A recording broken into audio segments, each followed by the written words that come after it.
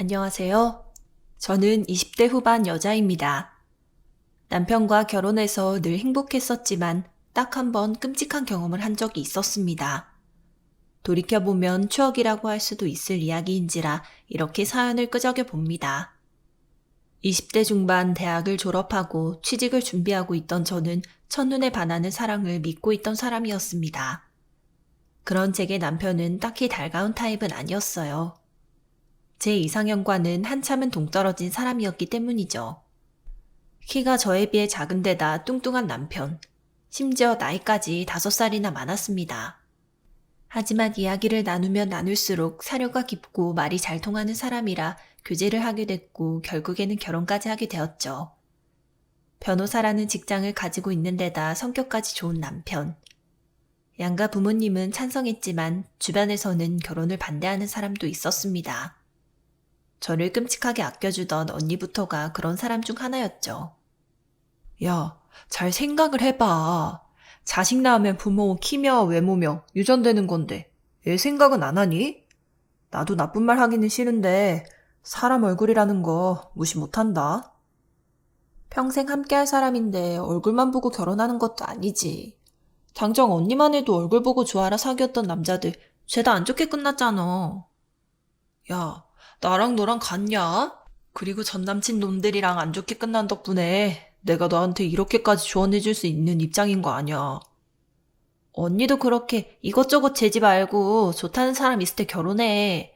그리고 자꾸 내 남편 보고 못생겼다고 하는데 살이 쪄서 그렇지 귀염상이거든. 사무실 여직원들한테 안 긁은 복권 소리까지 듣는 사람이야. 동생아, 복권에도 유효기간이라는 게 있다는 거 알지? 백날 첫날 복권 당첨 타령해봐야 안 긁으면 의미 없다니까. 남편의 진면목을 볼 줄 모르는 사람들은 키가 작고 뚱뚱하다는 것 때문에 실망을 많이들 했습니다. 하지만 남편이 보면 볼수록 진국이라는 걸 알고 있던 저는 주위의 말에도 흔들리지 않았습니다. 그래서 어디에 가든지 남편에 대해서 떳떳하게 자랑하고 저보다 키가 작다거나 뚱뚱하다는 말에도 전혀 마음이 쓰이지 않았죠. 하지만 단 한 명, 저의 결혼부터 남편에 대해 절대 알리고 싶지 않은 사람이 있었습니다. 그건 저의 오랜 동창이자 악연인 하은이었습니다. 고등학생 시절부터 저와 친하게 지내던 하은이라는 친구는 쾌활한 데다 예쁘기까지 한 사람이었습니다. 공부 외에는 별 관심이 없던 저와 잘 어울려졌던 하은이를 좋은 사람이라고 생각했었습니다. 하지만 하은이에게는 아주 심각한 문제가 있었죠. 어딜 가나 자신이 중심이고 최고가 되어야 한다는 것. 그게 하은이의 최대 문제점이었습니다. 은근히 끼를 부리는 식으로 친구들의 애인을 꼬신다거나 결혼한 남자를 유혹하는 식으로 자기 가치를 확인하고 싶어하는 못된 버릇이 있었습니다. 이미 동창들 사이에 파다하게 소문이 퍼져 있었기 때문에 친구들이 모이는 자리에서는 나타나지 않던 하은이를 다시 만나게 된 것은 남편이 일하는 건물 앞에서였죠. 어라? 유민지? 너 기집애 정말 오랜만이다. 이게 대체 얼마만이래? 너 동창회 안 나온 지 3년은 넘었잖아. 그쯤은 됐겠지. 바로 또 거북한 얘기부터 꺼내는 거 봐라. 보아하니 아직도 나한테 억하심정 있나 본데 그만하면 할 만큼 사과했잖아. 아직도 꽁에 있으면 어떡해? 친구 사이에. 사소한 오해가 있었던 거니까 대화로 풀면 되는 거지. 사소한 오해? 네 그 잘난 오해 때문에 난 목숨의 위협까지 느꼈었는데? 그러니까 서로서로 쌤쌤 치자고. 나랑 썸 타던 사람이 대뜸 너가 좋다면서 고백 튕겨내는데 나도 당연히 오해가 되지 않겠어? 뭐 눈에는 뭐만 보인다고. 이 남자 저 남자한테 흘리고 다니는 너니까 그렇게 보인 거겠지. 야, 말이 좀 많이 뾰족하다? 내가 사과받고 있을 때 조심 좀 하지. 나도 너가 끼부린 거 아니었다는 거 알았으니까 지금 참고 있는 거야. 불과 몇 년 전만 해도 나 가만 안 놔두겠다고 매일 협박 문자까지 보냈던 사람이 너야. 집 앞까지 찾아오고 벨 하루 종일 눌러댄 건 예사였고. 너도 참 인생 피곤하게 산다. 그런 거 다 일일이 기억하면서 어떻게 인생 살아갈래? 못하면 같이 변호사 사무실 들어가서 그간 당한 거 소송하든지. 일 없어. 나는 남편 만나러 온 거야. 남편? 너 결혼했어? 근데 왜 나 안 부르고? 내가 머리에 총 맞았어? 널 결혼식에 부르게? 친구와 티격태격거리고 있던 중이었습니다. 때마침 사무실에서 다른 직원분들과 걸어 나오던 남편이 절 아는 체 했죠. 어머, 반가워요. 민지 남편분? 저 민지 절친이에요. 아주 헌칠하시다. 네, 반갑습니다. 혹시 법적으로 상의할 일 있으시면 언제든지 찾아주세요. 제가 법 없이도 살 사람이라. 그럴 일이 있을지는 모르겠네요.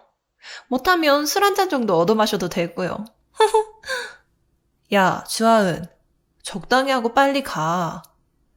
남편분, 원하시면 나중에 민지랑 학창시절 때 있었던 이야기 들려드릴게요. 민지가 저랑 또 화려하게 놀았던 시절이 있다니까요. 집사람이 놀 땐 놀고 공부할 때 공부하는 타입이긴 하죠.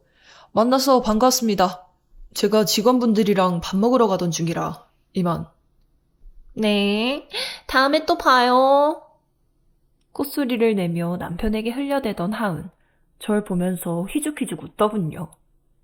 너 나한테 많이 창피했구나.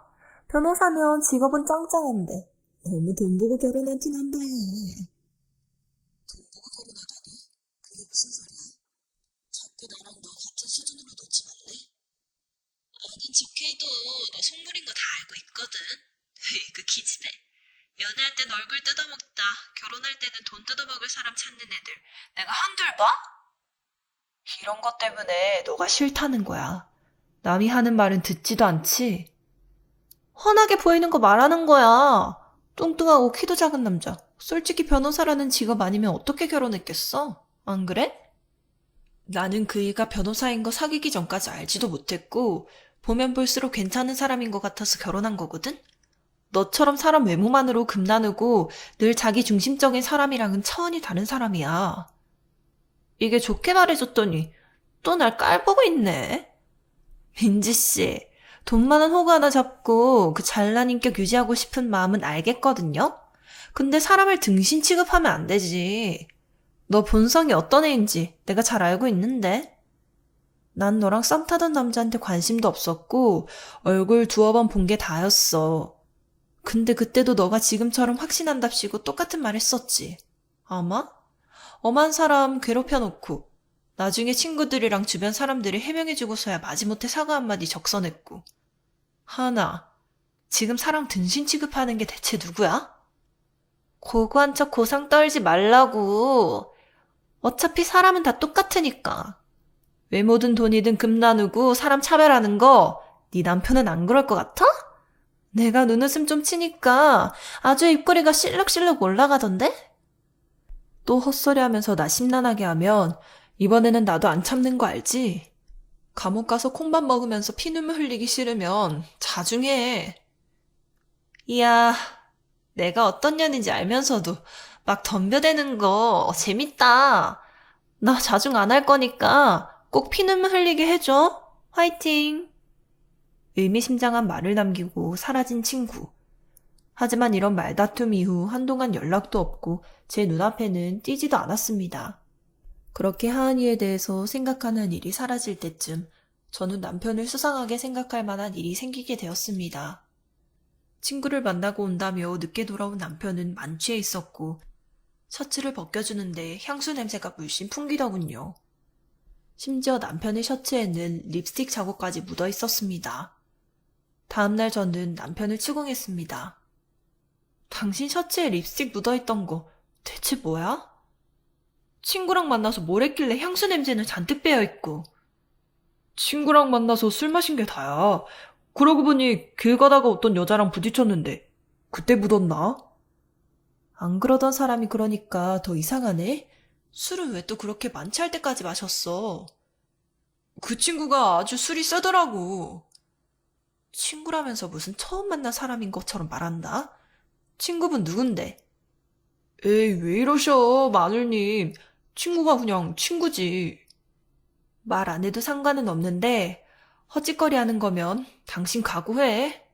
닥친 뒤에 후회봤자 소용없다. 정말 그런 거 아니라고. 잔소리로 해장하니까 너무 힘들다. 봐주라.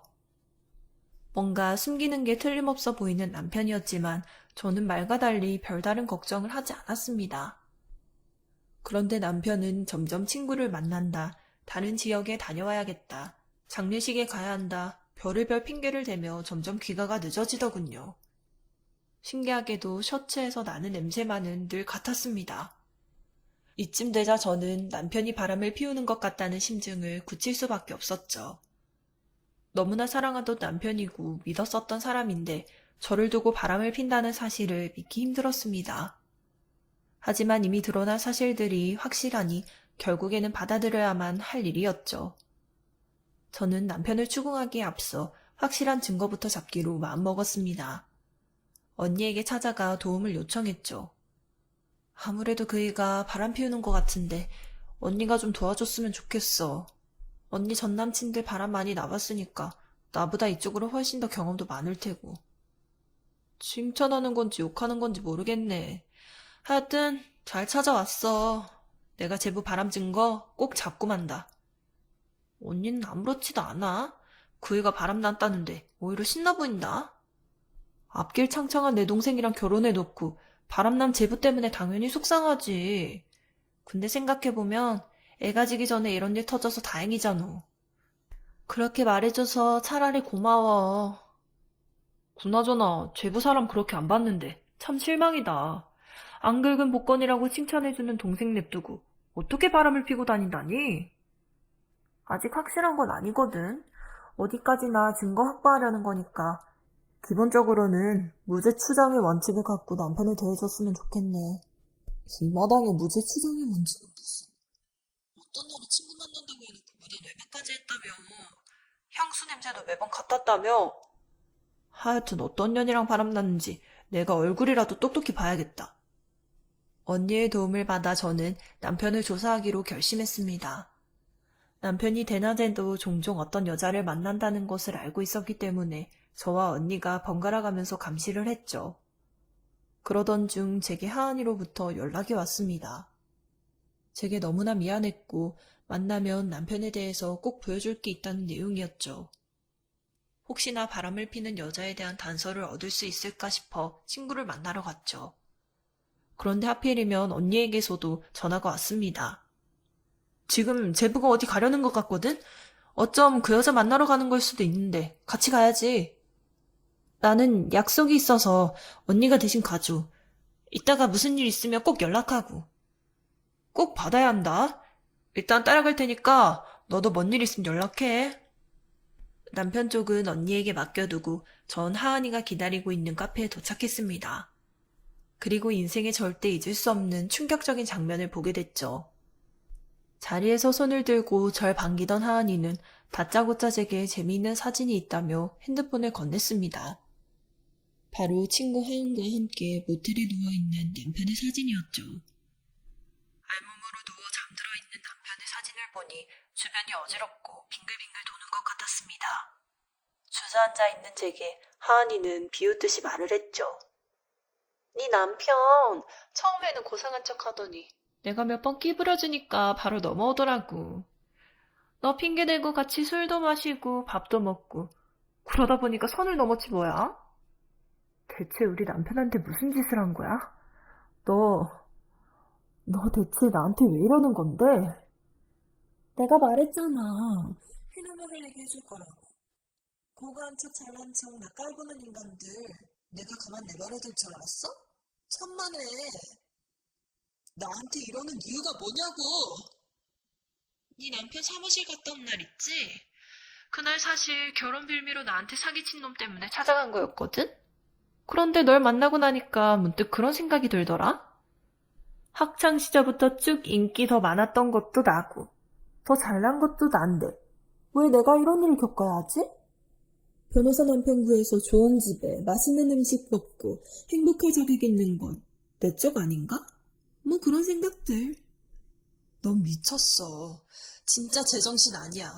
미쳤다고. 네 인생 불행한 거라 나랑 대체 무슨 상관이 있다고 날 이렇게 만드는데? 그러니까 그러지 말았어야죠, 유민지 씨. 돈 많고 호구인 남편 구했다고 인정을 하면 될 일인데 왜 성격 좋고 직업도 변호사인 남편 구했다면서 기만질을 하시냐고요. 주변의 시선 상관없이 깔깔거리는 하은이를 보면서 하염없이 눈물을 흘리고 있던 중이었습니다. 갑자기 카페의 형사 두 분이 들이닥치더니 웃고 있던 하은이 앞에 신분증을 내밀더군요. 그리고는 하은이를 붙잡아 경찰서로 연행해 갔습니다.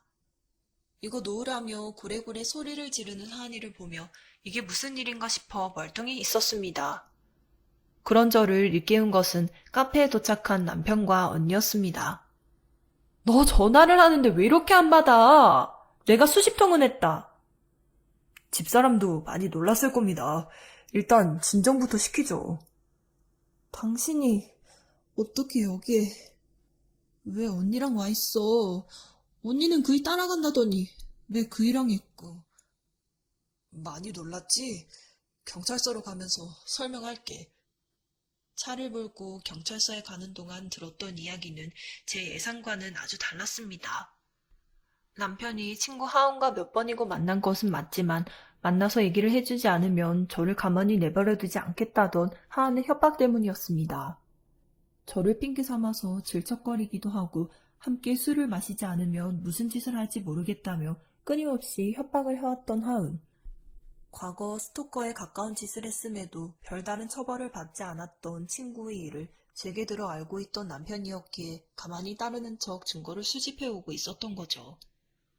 셔츠에 묻어있던 립스틱이며 여자의 향수 냄새 모두 남편의 해명 덕분에 설명이 되었습니다. 그럼 당신이 모텔에서 찍은 사진은 뭔데? 당신 알몸으로 찍혀있던데? 설마 당신 증거 모으겠다고 걔랑 선 넘은 거 아니지? 왜 내가 외박했던 날 있잖아. 수면제 먹이고 몰래 사진 찍고 협박했던 거야. 선을 넘은 건 내가 아니라 그쪽이지. 그러고 나서 그 사진으로 날 협박하고 당신한테도 또 거짓말 한 거니까.